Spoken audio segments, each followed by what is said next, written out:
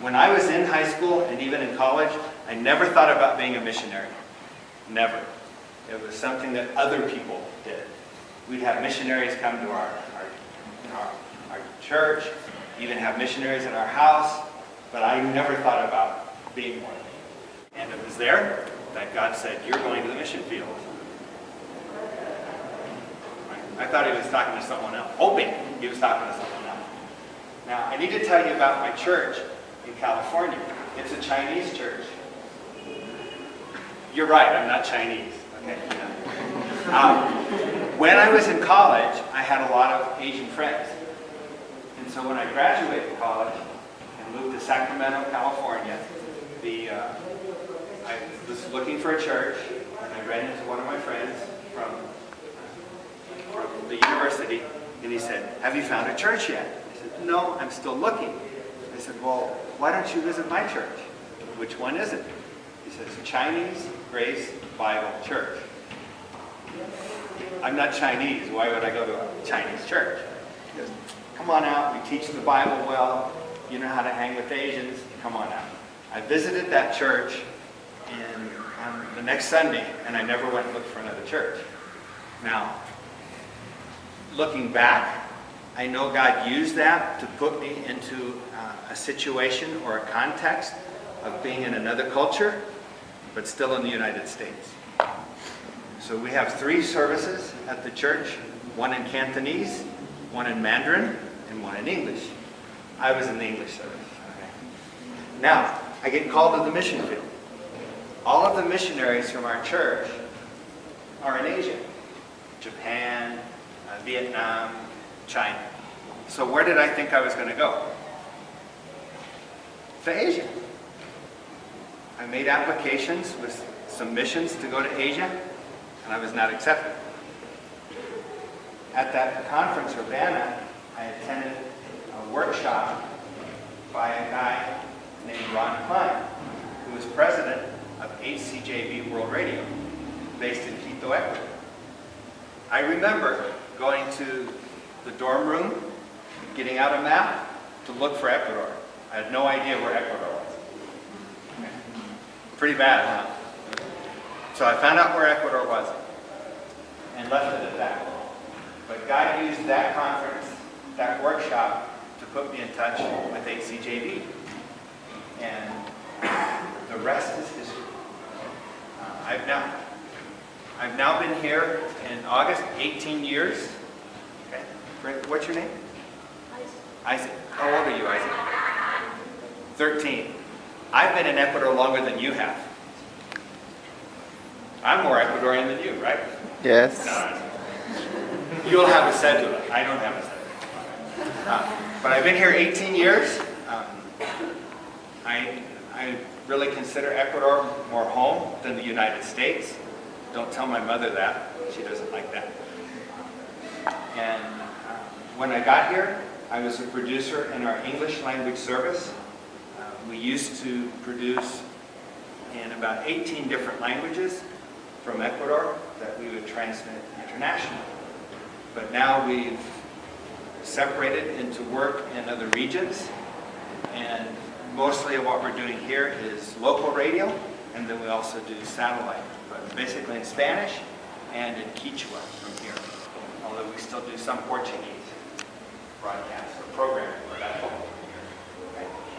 About 7 years ago, my job changed, and that now I basically do training throughout Latin America with churches or ministries that now have their own radio station, a local AM or FM station.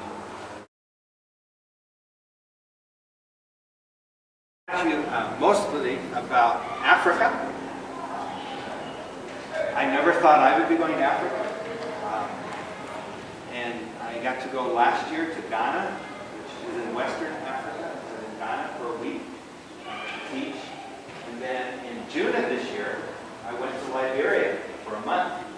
And I was teaching at what's called the African Bible University. And it's a 4-year program. The students learn Bible, and then they can either learn communications or education And they just opened a new faculty in business management. I'm looking for the words in English. Business management. And so I was there for a month, worked with these communication students. It was kind of interesting. Almost all of them were taller than me. So it was like, you know, yes. Okay. I made them watch Ecuador's under 17, under 17, under 20. The under 17 team was playing the World Cup, the men's team, and so I made them watch the games with me. So they were there rooting for Ecuador. Okay. And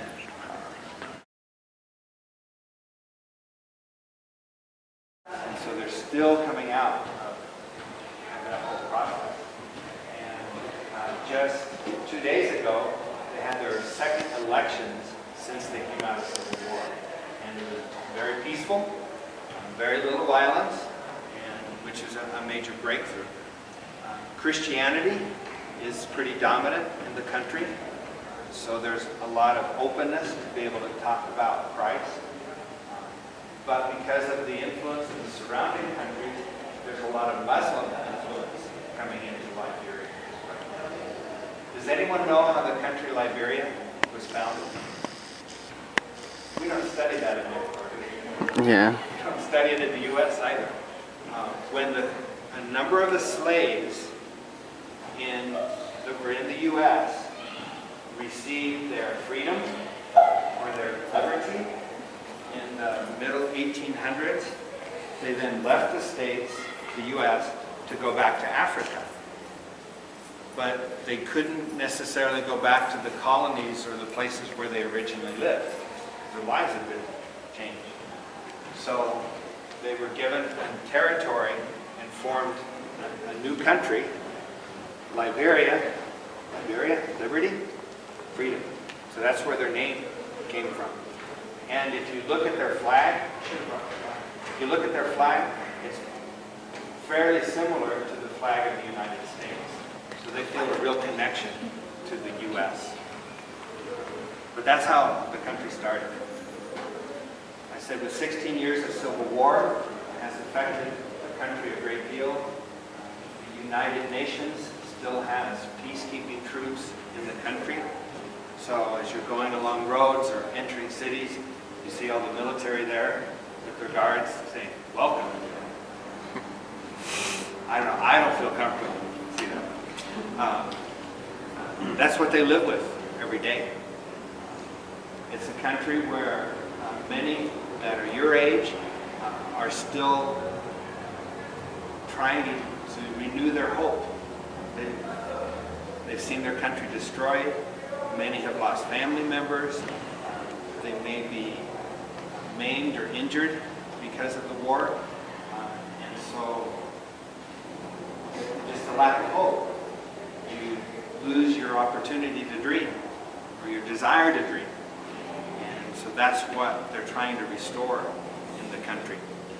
One of the things that was most exciting for me working with these communication students is how they see and are committed to using radio, television, journalism to be able to bring that new hope to their country, to their parents, their grandparents, as well as to their peers. Do you know what peers? The word peers? Compañeros? Those that are the same age? Okay. The word's peers. So it was exciting to work with these students that are looking to use the media that way.